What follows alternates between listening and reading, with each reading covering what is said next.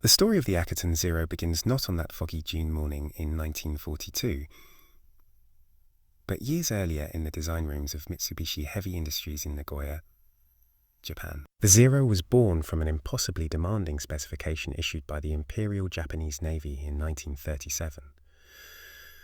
They wanted a carrier-based fighter that could fly farther than any existing aircraft, climb faster than anything in the sky, and outmaneuver every opponent while carrying two 20mm cannons and two 7.7mm machine guns. Most aviation engineers consider the requirements mutually exclusive. You could have range, or you could have maneuverability, or you could have firepower, but not all three. Lead designer Jaro Horikoshi made a decision that would define the Zero's character and ultimately seal its fate. He would pursue performance absolutism at any cost. Every gram of unnecessary weight was eliminated. The airframe used a top-secret aluminum alloy called extra super duralumin, which was lighter and stronger than anything the Americans possessed at the time. Structural members were drilled with lightning holes. Non-critical components were simply deleted. Armor plating for the pilot? Too heavy. So, self-sealing fuel tanks? Added too much weight and reduced fuel capacity? Bulletproof windscreen? Unnecessary for a fighter that would never be hit. This wasn't callousness or incompetence. It was a calculated philosophy. Japanese naval doctrine assumed that superior training, tactics, and aircraft performance would prevent their fighters from being hit in the first place. The best defense was not getting shot at all. When the prototype flew in April 1939, it exceeded every specification. It could fly over 1,600 miles with external tanks. It could climb to 20,000 feet in under 8 minutes. It could turn inside any contemporary fighter. In combat trials over China in 1940 and 1941, it destroyed Chinese aircraft with contemptuous ease, often without a single Zero being lost. When war erupted across the Pacific on December 7, 1941, the Zero shocked Western air forces. British Hurricanes and American Wildcats, aircraft considered first-rate, were suddenly obsolete. Zeros escorted bombers all the way from Formosa to the Philippines, a distance that Allied intelligence insisted was impossible for a carrier fighter. They carved through defensive formations over Pearl Harbor, the Philippines, Singapore, and the Dutch East Indies. Allied pilots who survived encounters reported in disbelief that the Japanese fighter could outclimb, outturn, and outrun anything they flew. This brings us back to Petty Officer Tadayoshi Koga. He wasn't a rookie pilot thrown into combat with minimal training. By June 1942, he had already completed the rigorous Japanese naval aviation program, which at that stage of the war still maintained the brutal standards that had created the world's finest naval aviators. Trainees washed out at astounding rates. Those who graduated were among the most skilled pilots in the world. Koga had combat experience. He knew his aircraft intimately. He had logged hundreds of hours in the Zero. On the morning of June 4th, when his flight launched from the carrier Rougeau for the diversionary attack on Dutch Harbor, he was executing a mission that should have been routine. The attack itself was chaotic. Dutch Harbor wasn't a major target, but the American defenders fought back fiercely. Anti-aircraft fire filled the sky over the naval station. Koga's Zero was hit during a strafing run. The damage wasn't immediately catastrophic, but oil pressure began dropping. The Nakajima-Saki engine was reliable but unforgiving of battle damage. Without adequate lubrication, it would seize within minutes. Koga had perhaps 20 minutes of flying time left. His carrier was over 200 miles away across open ocean with deteriorating weather moving in. Making it back was unlikely. His wingmen, flying Petty Officers Tsuguo Shikada and Yoshimi Mori, stayed with him as he turned southwest toward Akutan Island. From 3,000 feet, the crash site looked perfect. A long, flat expanse of green vegetation stretched along the eastern coast of the island. No trees, no visible rocks, a gentle upslope that would help slow the aircraft. Koga had practiced forced landings countless times. Wheels-up landings on grass were survivable if executed properly. He would have lowered his flaps partially to reduce landing speed, kept the nose up to protect the propeller and engine as long as possible, and aimed to slide to a stop on the aircraft's belly. His wingmen watched him line up for the approach, descending in a controlled glide. But Muskeg is a uniquely treacherous terrain feature found in Arctic and subarctic regions. It forms when moss and organic matter accumulate on top of permafrost, creating a thick mat that floats on mud and water beneath. And some of the surface thaws and becomes saturated. From the air, it looks like solid grassland. From the ground, it's more like a waterbed covered in vegetation. When Koga Zero touched down at approximately 80 miles per hour, the nose plunged through the surface layer and hit the mud underneath. The deceleration was measured in feet rather than hundreds of yards. Everything forward of the cockpit crumpled or bent. The propeller blades curled backward. The landing gear struts snapped and were driven upward into the wings. And Koga, despite being strapped into his seat, experienced a deceleration so sudden and violent that his body continued forward even as the aircraft stopped. The force broke his neck instantly. His wingmen circled low enough to see that Koga wasn't moving. According to Japanese doctrine, they should have destroyed the aircraft immediately. The Zero's capabilities were still largely secret to the Americans. Letting one fall into enemy hands intact was unthinkable, but they faced an agonizing decision. To strafe the crashed fighter meant shooting their dead comrade's aircraft, possibly hitting his body.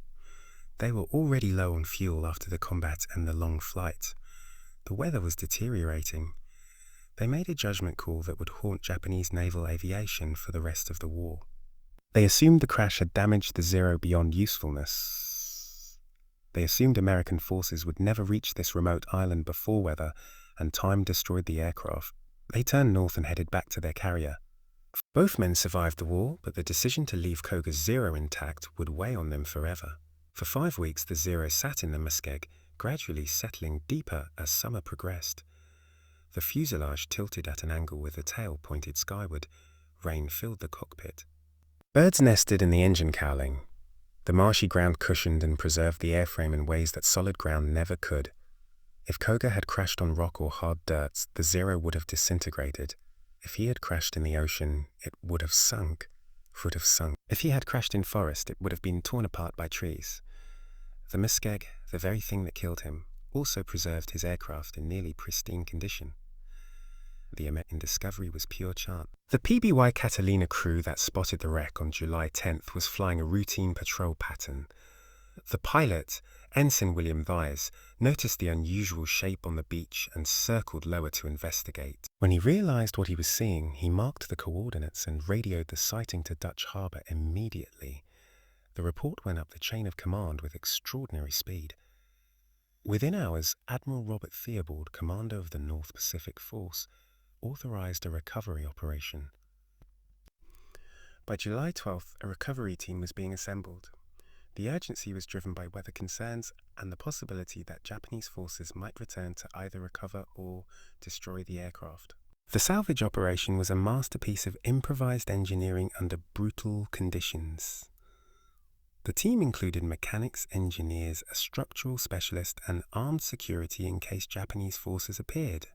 They landed on Akutan's rocky beach on July 15th and immediately confronted the reality that moving a 6,000-pound aircraft across soggy tundra to the beach would be a monumental challenge. They couldn't simply drag it. The wreckage would tear apart and sink deeper.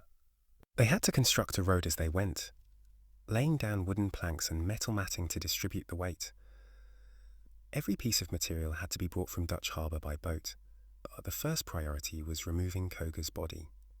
He was found still strapped in the cockpit, his body preserved by the cold. The recovery team treated his remains with respect.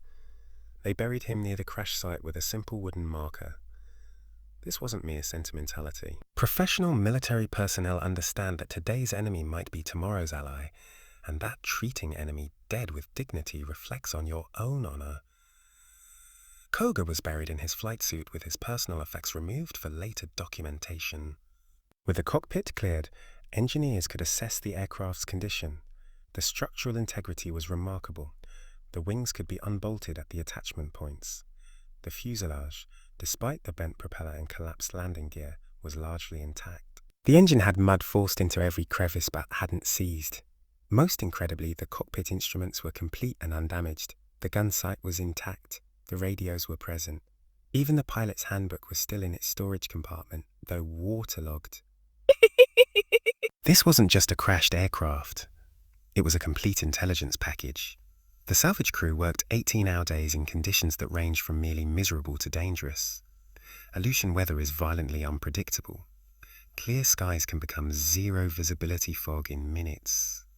Temperatures hovered just above freezing even in July. Wind gusts could knock a man off his feet. The mosquitoes in summer are legendary, swarming in clouds so thick they obscure vision. The men worked in rain gear and head nets, wrestling heavy equipment across treacherous ground, racing against the possibility of storm damage or Japanese interference.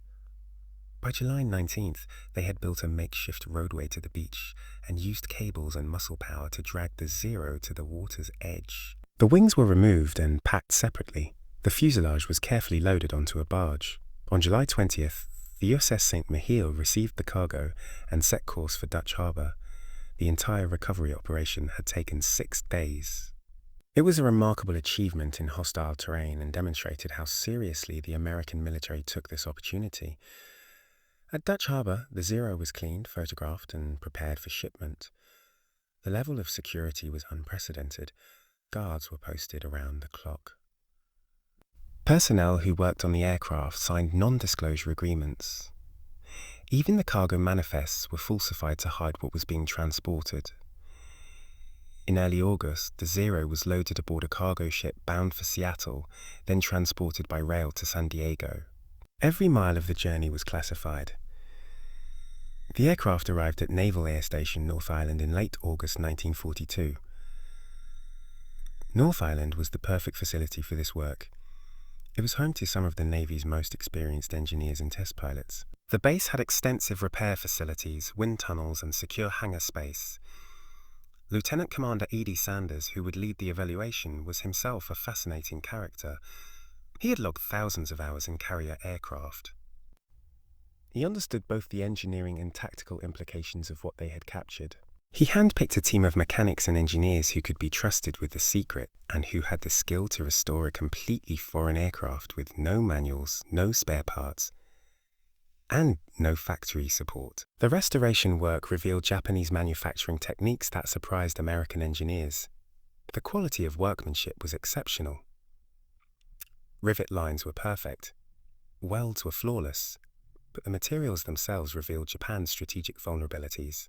The aluminum alloy, while lighter than American equivalents, showed signs of resource constraints. Certain components used metals that American engineers would have considered substandard. The electrical wiring was thinner gauge than American practice. The hydraulic lines used different fittings and pressures. Every detail was photographed, measured, and documented. The engine restoration was particularly challenging. The Nakajima Seki radial had mud packed into every cylinder. The salvage team disassembled it completely, cleaned every component, and somehow managed to get it running again. This in itself was a testament to the engine's robust basic design. They fabricated replacement parts in North Island's machine shop for components too damaged to reuse. By mid-September, the engine was running smoothly on a test stand. While mechanics restored the aircraft, intelligence analysts pored over every scrap of documentation found in the wreckage. Koga's pilot handbook was dried page by page and translated. It revealed Japanese instrument nomenclature, operating procedures, and performance charts. Personal items from Koga's flight suit provided insights into pilot equipment and survival gear. Even the layout of the cockpit was intelligence gold. It showed what Japanese pilots prioritized and how they organized information during flight. On September 20th, 1942, Sanders climbed into the restored Zero's cockpit for the first time. The controls were intuitive despite the Japanese labeling. The stick and rudder pedals were in the expected positions. The throttle operated conventionally, though it was on the left side rather than the American standard right side. Sanders started the engine and taxied out. As he advanced the throttle for takeoff, he felt the aircraft's extraordinary lightness. The Zero practically leaped off the runway. The initial climb rate was staggering. Within seconds, he understood what Allied pilots had been reporting. This aircraft felt alive in a way that American fighters didn't. It responded to control inputs instantly with almost no lag. Sanders spent that first flight getting a feel for the aircraft's basic handling. He climbed to 10,000 feet and began gentle turns. The Zero carved through the air with a grace that was almost unsettling. At low speeds it could turn so tightly that the horizon seemed to spin. But as he accelerated past 250 miles per hour, something changed. The controls grew heavier. The ailerons, so responsive at low speed, became sluggish. He tried a roll and found it laboriously slow. When he pushed the nose down into a dive and accelerated past 350 miles per hour, the controls became stiff enough that he needed both hands on the stick to maneuver. This was the key insight. The Zero had two distinct performance regimes. Below 250 miles per hour, it was dominant. Above that speed, it became controllable. Over subsequent flights, Sanders and other test pilots mapped every aspect of the Zero's performance envelope. They discovered that in a sustained turn at low altitude, the Zero could complete a 360-degree circle in just over 12 seconds. An F-4F Wildcat, the Navy's standard carrier fighter, needed over 18 seconds. In a turning fight, the Zero could stay behind an American fighter indefinitely. But the Wildcat could dive away and the Zero couldn't follow at high speed. This suggested an entirely new tactical approach. The test pilots also evaluated the Zero's structural limit. They performed high-G maneuvers and found that the airframe could handle impressive stress despite its light weight. But they also found that the control surfaces, particularly the fabric-covered ailerons, began to flutter at high speeds. In extreme cases, this flutter could tear the ailerons off entirely. This explained reports from Allied pilots who had survived combat with Zeros. Several had reported seeing Zeros break up during high-speed pursuit. It wasn't defensive fire that destroyed them.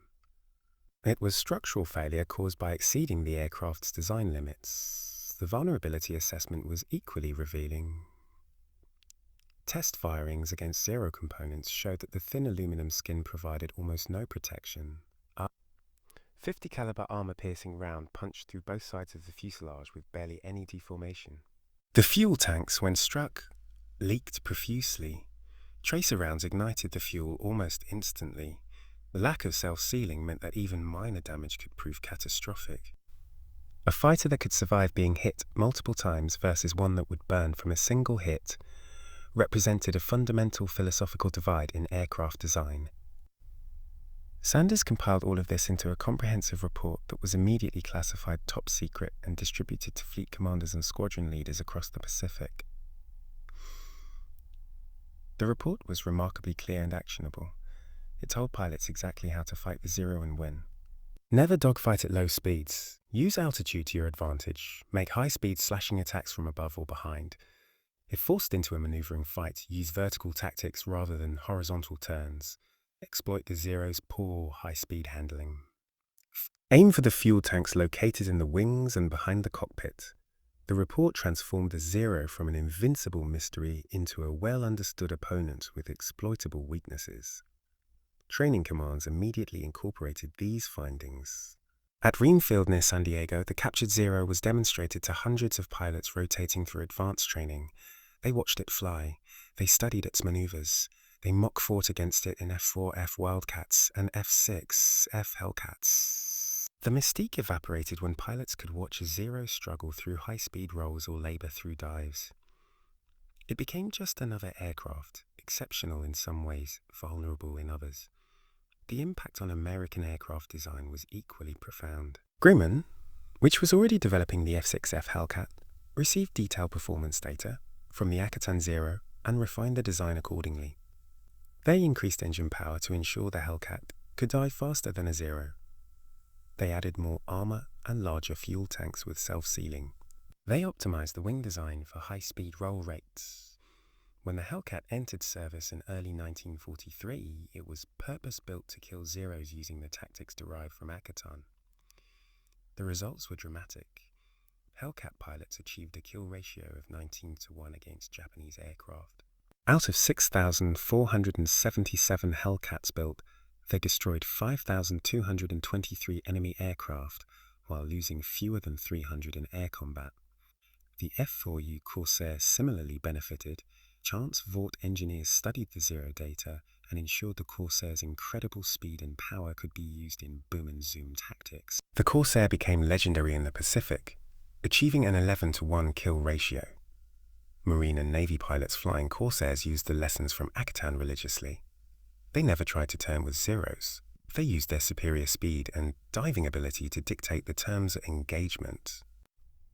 The tactical revolution extended beyond individual aircraft performance.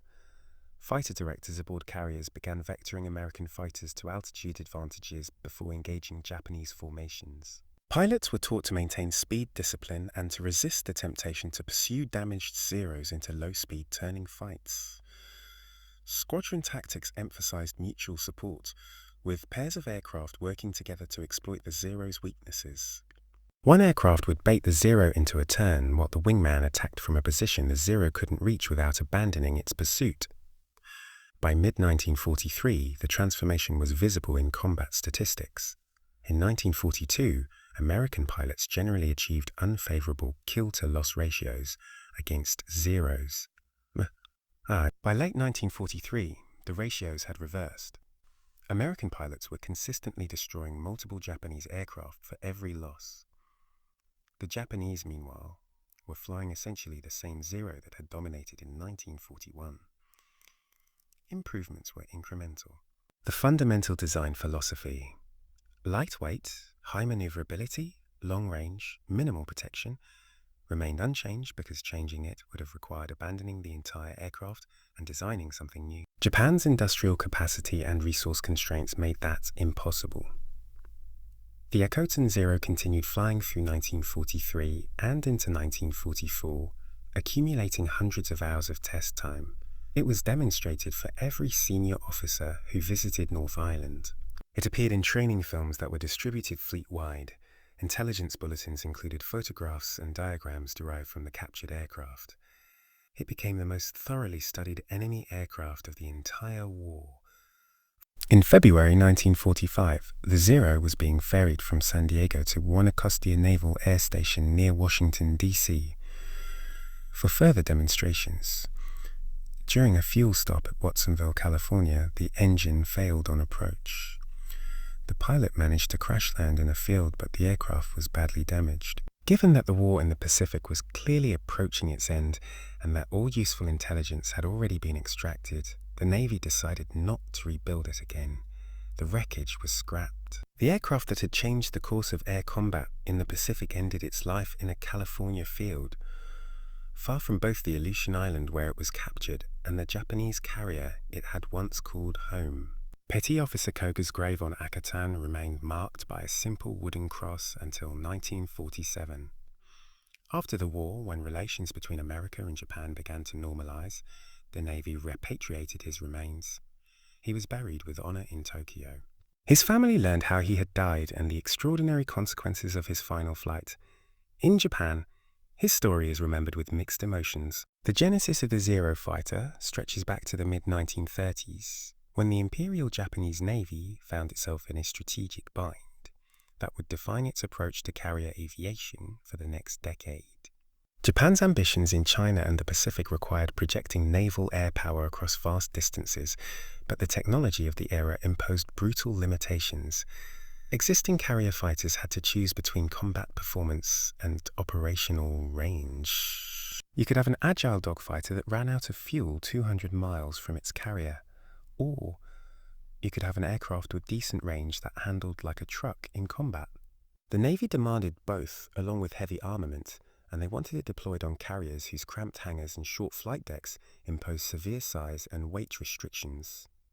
Mitsubishi's design team, led by Jaro Horikoshi, understood that meeting these requirements would require abandoning conventional wisdom about fighter aircraft design. Horikoshi was not a reckless engineer.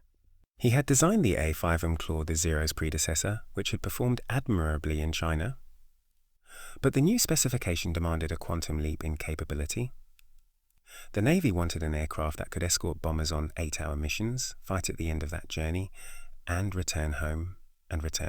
They wanted it to climb faster than any existing fighter. They wanted it to turn tighter than anything in the sky, and they wanted it armed with 2 20 cannons, weapons so heavy that most contemporary fighters couldn't carry even one, plus 2 machine guns. The design philosophy Horikoshi adopted was elegant in its ruthlessness. Every component would be evaluated on a single criterion: Does this contribute directly to range, speed, climb rate, or maneuverability? If the answer was no, it was eliminated. If the answer was yes, but it added weight, it was redesigned until it couldn't be made any lighter without failing. This approach produced innovations that were genuinely brilliant. The wing design used a complex 3-spar structure that was incredibly strong for its weight. The control surfaces employed a combination of aluminum and fabric covering that reduced weight while maintaining structural integrity. The landing gear retracted outward into the wings, a complex mechanism that saved internal fuselage space and reduced drag.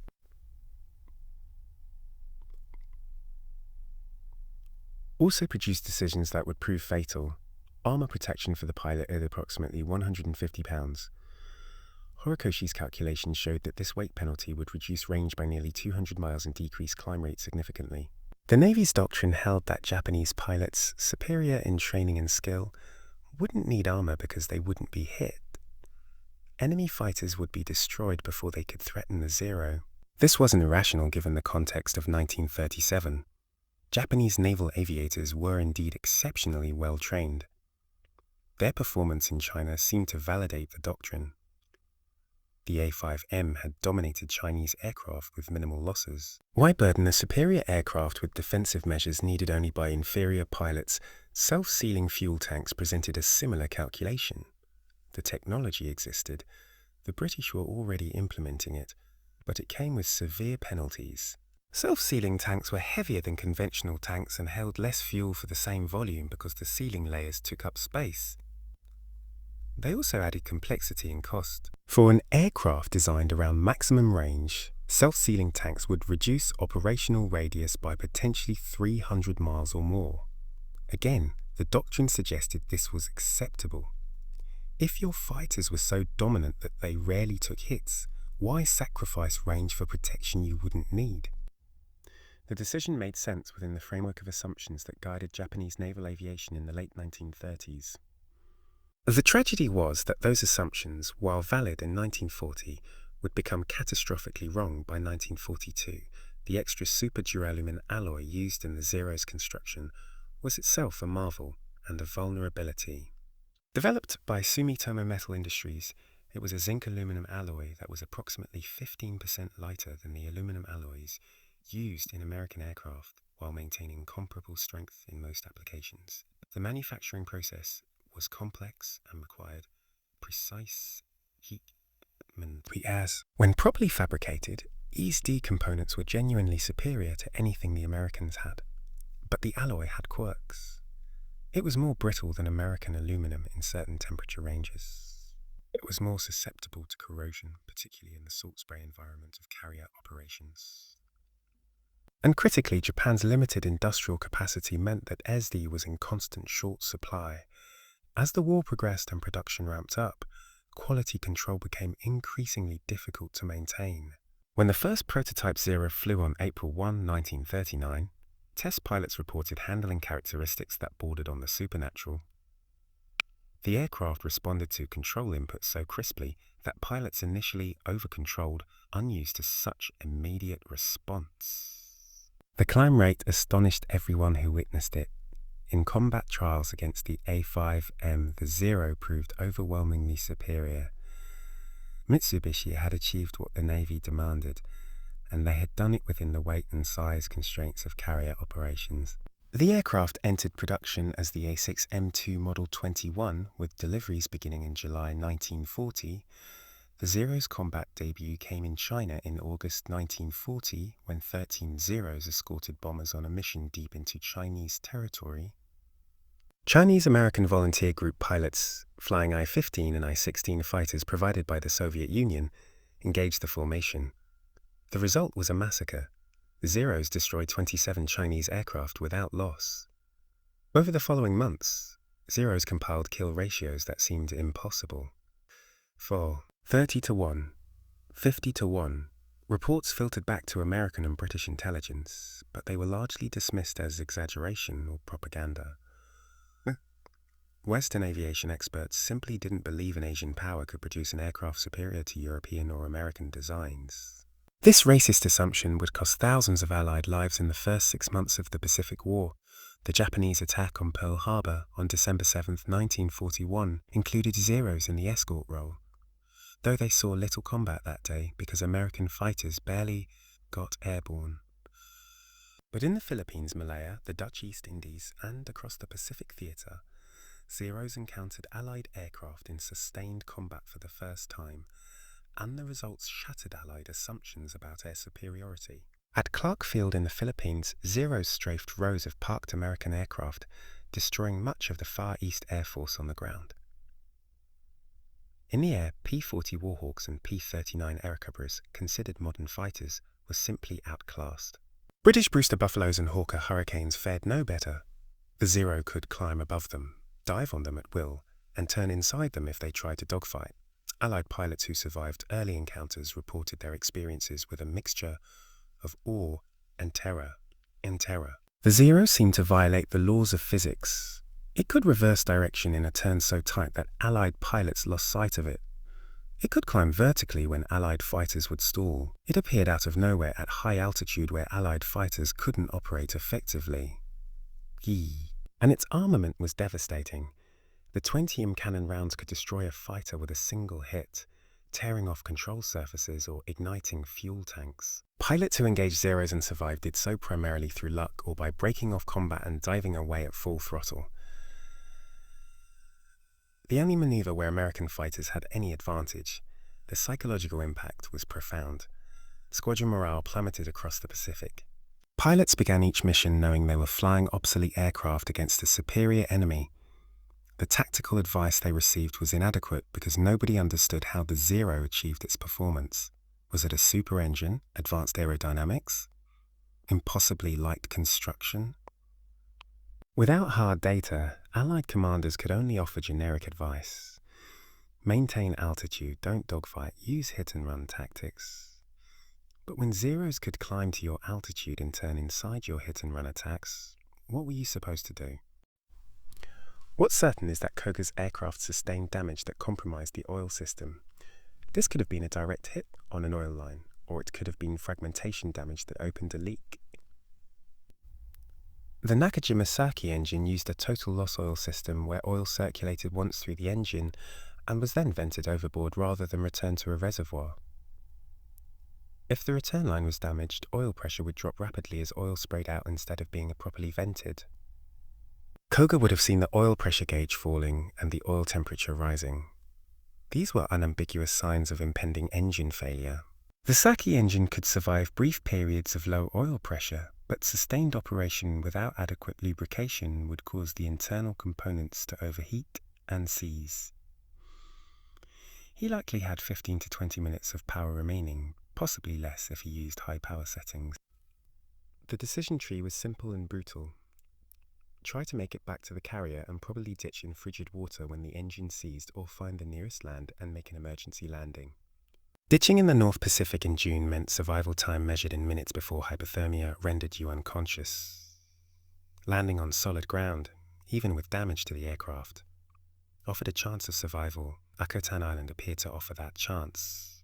It's a small island only about 13 miles long and 6 miles wide, dominated by Akutan volcano, which rises to 4,275 feet. The volcano was and is active. It erupted as recently as 1992. In 1942, the island was uninhabited except for occasional Aleut hunters. The terrain is rugged volcanic rock covered with tundra vegetation. Streams cut deep ravines through the landscape. The coastline is mostly steep cliffs and rocky beaches, but on the eastern shore, there's a relatively flat area where the muskeg forms an extensive meadow. From 3,000 feet, it looked like an ideal emergency landing site. Koga's wingmen, Shikada and Mori, followed him down as he set up his approach. They would have been talking to him over the radio, though Japanese aircraft radios of the period were notoriously unreliable and short-ranged. They watched him configure the aircraft for landing, lowering flaps partially, trimming for a slower approach speed, keeping the nose up. The standard procedure for a wheels-up landing was to touch down as slowly as possible while maintaining enough control authority to keep the wings level.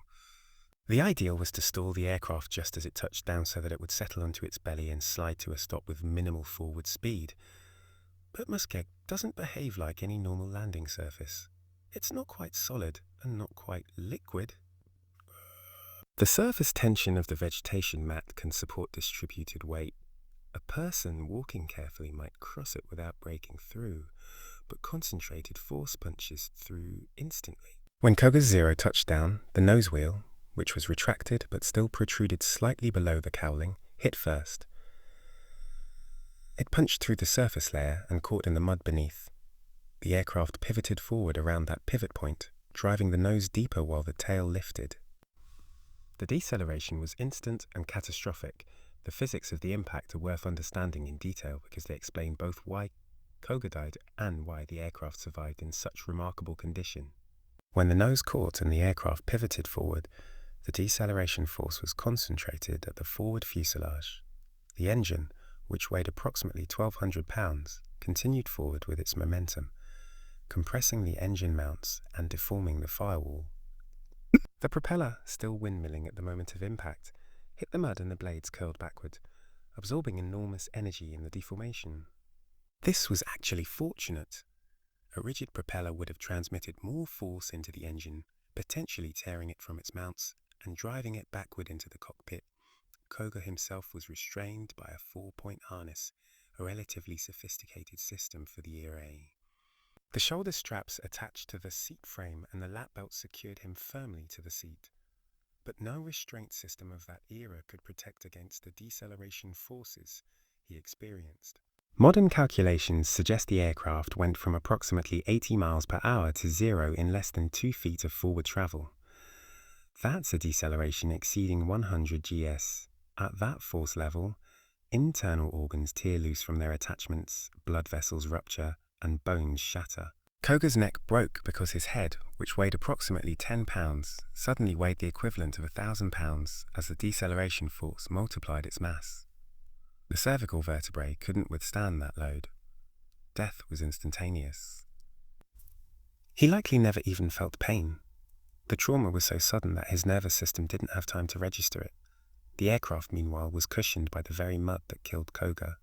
Instead of hitting unyielding rock or hard earth, which would have shattered the airframe, the Zero plunged into a medium that absorbed energy gradually.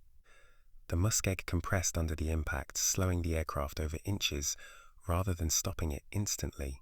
The wings, which extended outward from the fuselage, distributed some of their weight over a broader area and didn't sink as deeply.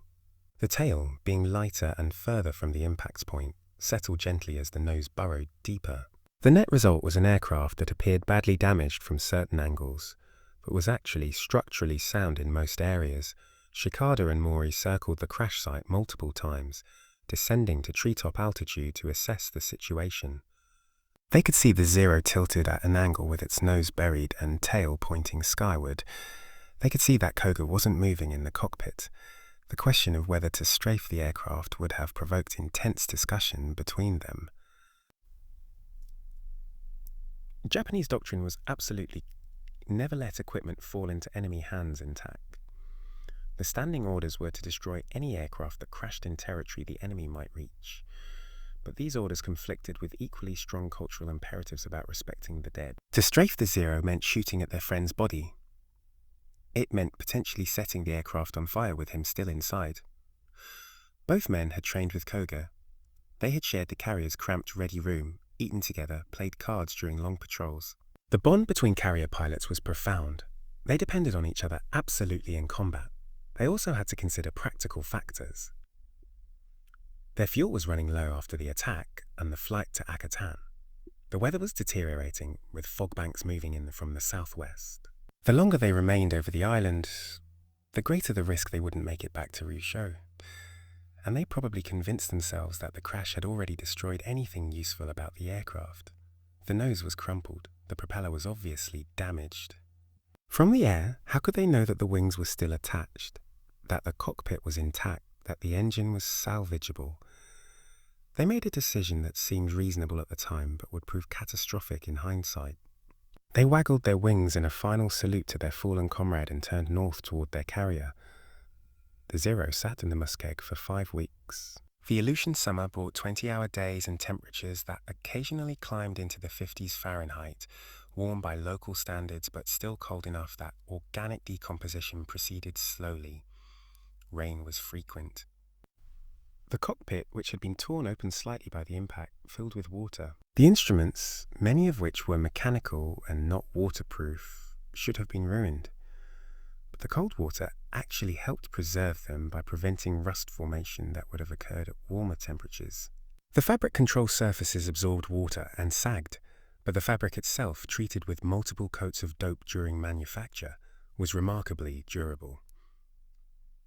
Birds discovered the wreck and began nesting in sheltered areas around the engine cowling. Small rodents explored the cockpit, leaving droppings but doing minimal damage. The muskeg gradually pulled the aircraft deeper. The nose, heaviest and buried deepest, sank at perhaps an inch per week as the mud underneath slowly compressed. But the wings and tail, spread over a larger area, settled more slowly. By mid-July, the Zero was tilted at approximately 45 degrees, but it hadn't disappeared into the muskeg entirely. The distinctive silhouette, the rounded wingtips, the greenhouse canopy, the vertical tail with its Hinamari insignia, remained visible from the air. The PBY Catalina that discovered the wreck was flying a routine patrol pattern designated as Sector Search No. 7, which covered the eastern approaches to Unalaska Island and included the southern Aleutian Islands. These patrols were tedious, cold, and usually uneventful. Crews flew for hours over grey water and grey sky, scanning for Japanese submarines or surface vessels. The monotony was broken only by weather hazards, sudden fog banks, icing conditions, or wind shears that could knock a slow-flying seaplane out of the sky. On July 10th, the weather was relatively clear and the patrol was tracking along Akutan's eastern shore when the co-pilot spotted something unusual near the beach. The shape was geometric, artificial, distinct from the organic patterns of rock and vegetation. The pilot, whose name was recorded variously in different reports, but appears most reliably as Lieutenant William Bill, Vice in Navy records, banked the PBY into a descending turn to investigate. From lower altitude, the shape resolved into an unmistakable aircraft. The distinctive silhouette of a Zero fighter was clear even from several hundred feet up. Vice made several low passes, spiraling around the site, trying to assess the condition of the aircraft and whether any Japanese personnel might still be present. He could see the body in the cockpit, slumped forward against the restraints. No movement, no sign of any other personnel. The aircraft appeared damaged but not destroyed. Vice immediately understood the significance. Every pilot in the Pacific Fleet had been briefed on the Zero's capabilities and the urgent need for intelligence about it. Finding one mostly intact was an intelligence windfall of incalculable value. Vice marked the coordinates precisely and took multiple photographs with his personal camera. Official aerial photography gear wasn't standard equipment on patrol PBY. As soon as he landed back at Dutch Harbor, he filed a report that went directly to the intelligence section. Within hours, the report reached Captain Ralph Parker, the intelligence officer for the Alaska sector, who grasped the implications immediately. Parker drafted an urgent message to Admiral Theobald at Kodiak, who in turn contacted the Commander-in-Chief Pacific Fleet, Admiral Chester Nimitz at Pearl Harbor. The communications flew back and forth over 2 days, but the conclusion was unanimous: recover that Zero at all costs. The challenge was that, at all costs, still had to operate within the constraints of available resources, weather, and the possibility of Japanese interference. The Aleutian campaign was ongoing. Japanese forces still held Kiska and Attu, though they were increasingly isolated, surdated.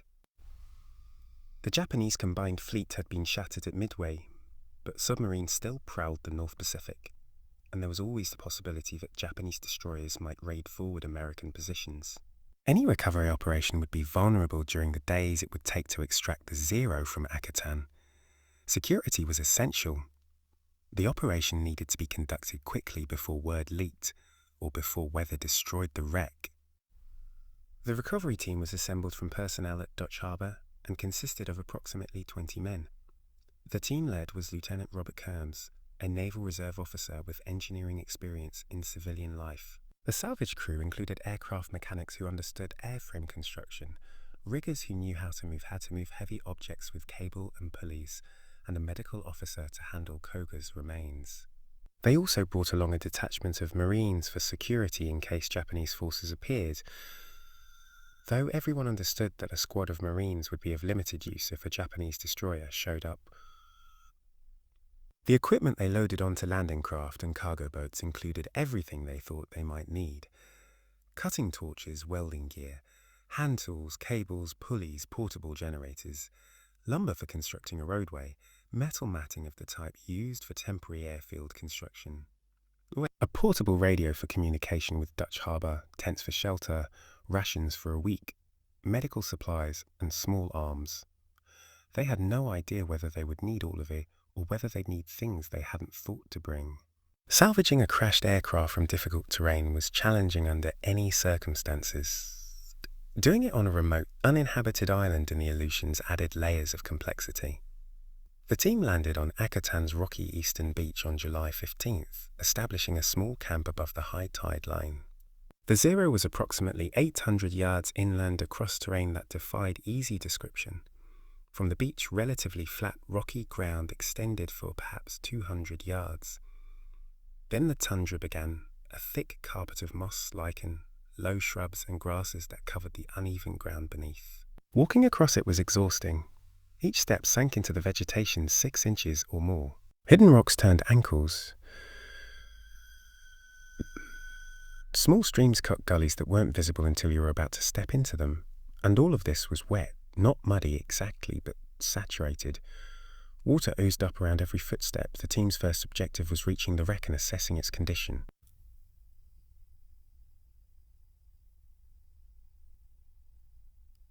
Kerr mechanics, the medical officer, and a photographer walked to the site, a journey that took over an hour despite the relatively short distance. When they reached the Zero, they found it in better condition than anyone had dared hope. The nose was definitely buried, and the propeller was destroyed, but when the mechanics examined the wings, they found the attachment points intact. The control surfaces were soggy but undamaged. They opened access panels and found that the internal structure looked sound. A man named Chief Petty Officer Tadayoshi Koga, who was of Japanese descent and could read the markings and labels inside the aircraft, examined the cockpit and reported that most instruments were present and might even be functional once dried out. The recovery of Koga's body was handled with military formality. The medical officer, Lieutenant Dwight Howell, supervised the careful removal of the remains from the cockpit.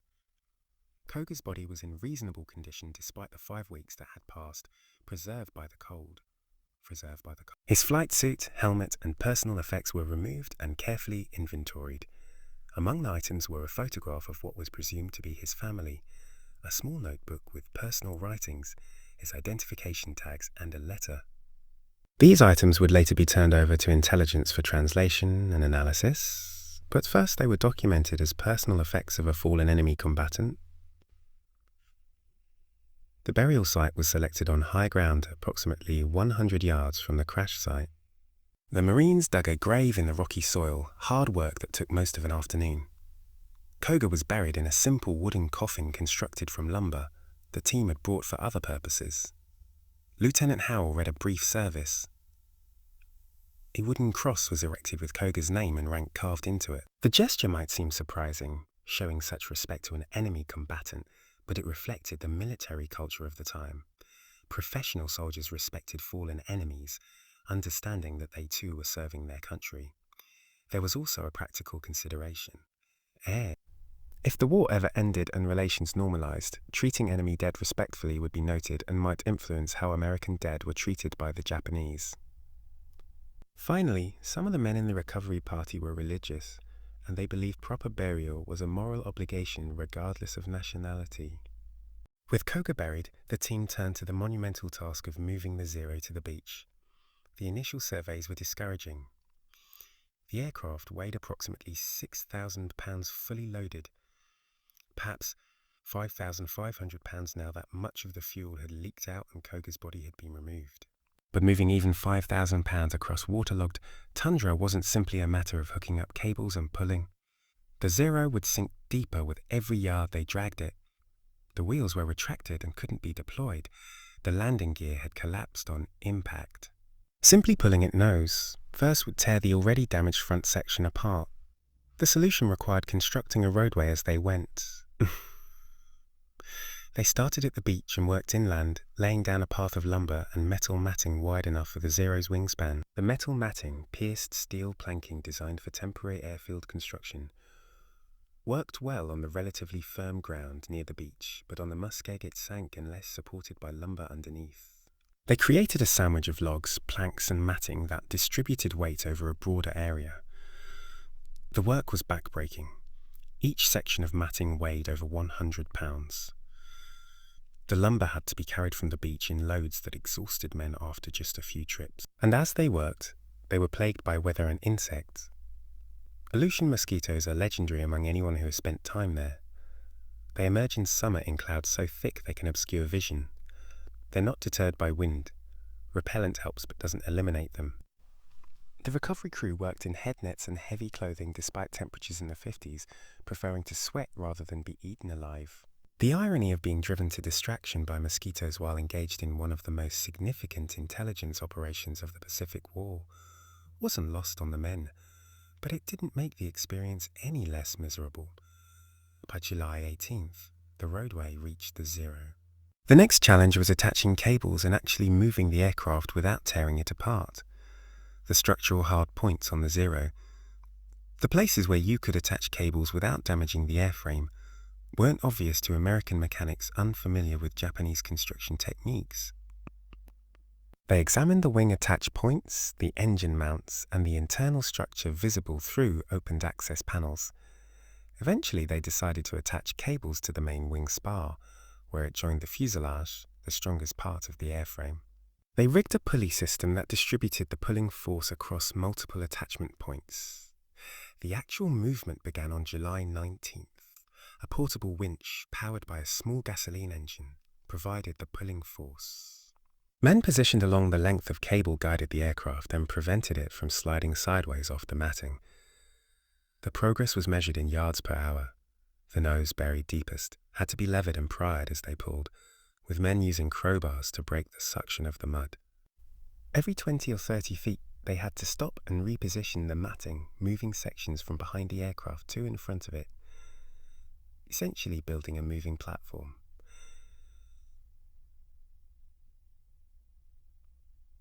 By the afternoon of July 20th, 5 days after landing on the island, they had the Zero at the beach. The aircraft was covered in mud. The fabric surfaces were stained and waterlogged. The plexiglass canopy was cracked in several places. The nose section was more severely damaged than they had initially realized.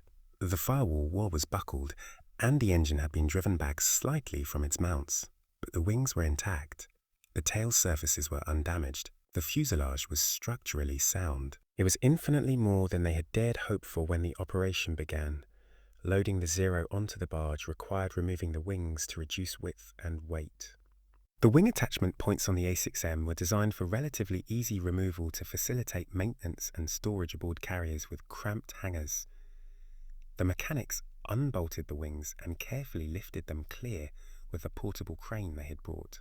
With the wings removed, the fuselage was small enough to fit on the barge. The entire aircraft, fuselage, wings, tail surfaces, and all the small components they had removed, was secured and covered with tarps. On the evening of July 20th, the barge pulled away from Akutan with the recovery team exhausted but elated.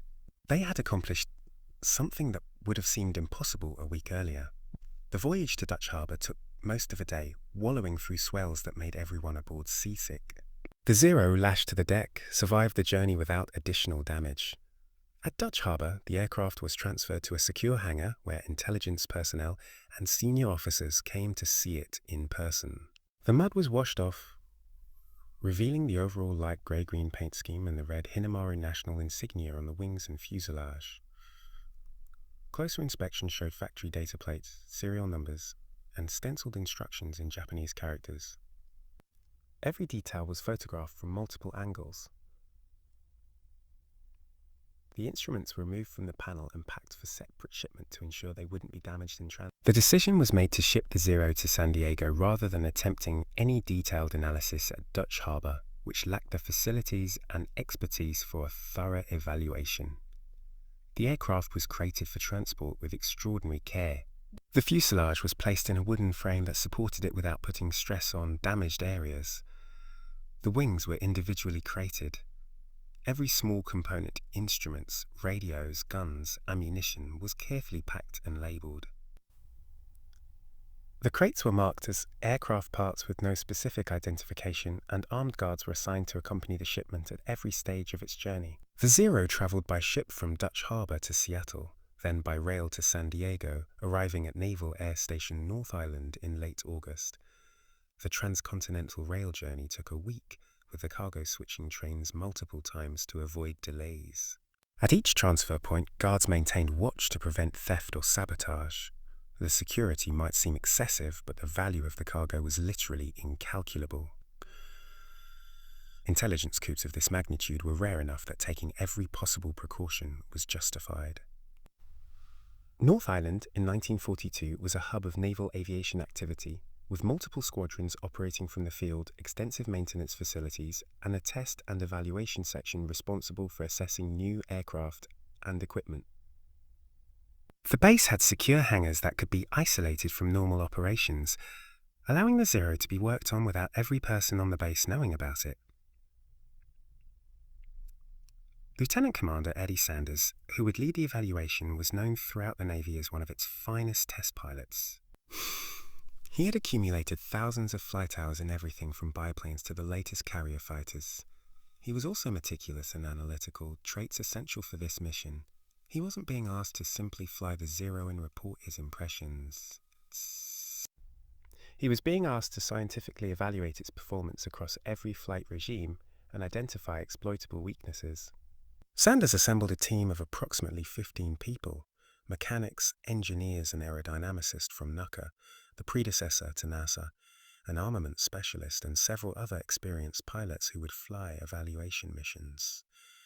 The first step was complete restoration of the aircraft to flight-worthy condition. This was more challenging than repairing battle damage on an American aircraft because there were no manuals, no spare parts, no factory support, and no experience base. Everything had to be figured out through examination and deduction. The engine restoration alone consumed 2 weeks of intensive work. The Nakajima-Saki radial was disassembled completely, each component cleaned, measured, and inspected. The mechanics marveled at the precision of the Japanese manufacturing. Tolerances were tight, surfaces were beautifully finished, and the materials appeared to be high quality. But there were also oddities. Some components used brass where American engines would use steel. Some castings had walls that seemed thinner than American practice would allow. The ignition system used a different voltage than American systems. The carburetor design was unfamiliar and took days of study to understand.